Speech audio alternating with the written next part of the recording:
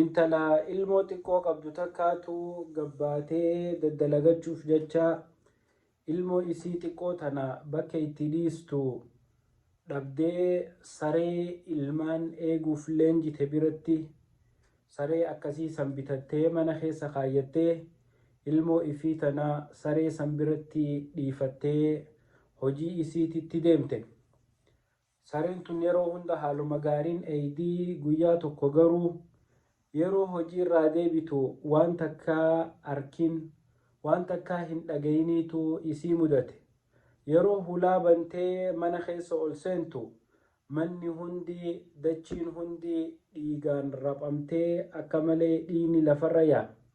Haati tun bakka dhaabbattutti waan qabduu fi waan dhiistu wallaalteetii akka malee gaddite. Yeroo kana maaltu maatti jettee qalbiin isii cinqatti.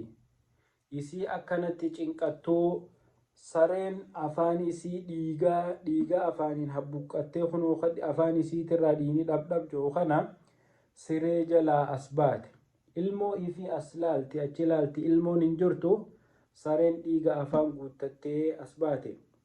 Akka malee gaa amma ilmoon tiyya saricha kanaatu nyaatee ajjeesee jechuu duruun qalbii isii amansiistee akka malee gadditee waan ilmoo isii akkana lallaaltee dhabdeef jecha saree tana qabdee akka malee cafeeyxee ajjeestee jedha.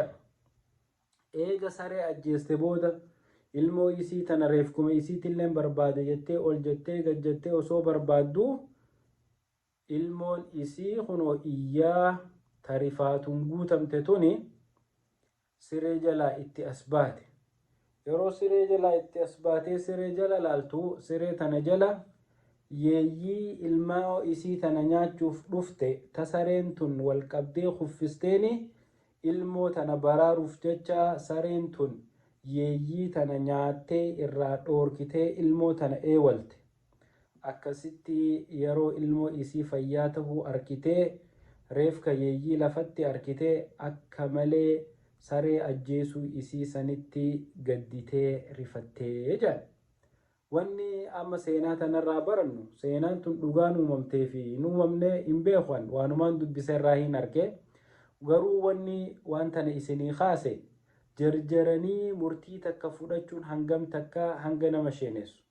Haati ilmoo san ilmoo lubbuu ilmoo isii baraaruuf jecha if wareegama kafaltee yeeyyii ilmoo irraa dhoorkite. Haati ammoo osoo hin addan baafatiin jarjartee saree san wareeyde jechuudha. Kanaaf waan dalaynu keessatti jarjara haa dhiisnu. Jarjarree murtii dogongoraa takkarra osoo hin geenye tasgabbiin waa adda haa baafannuu isiniin jechuu barbaade. Salaamu alaikum.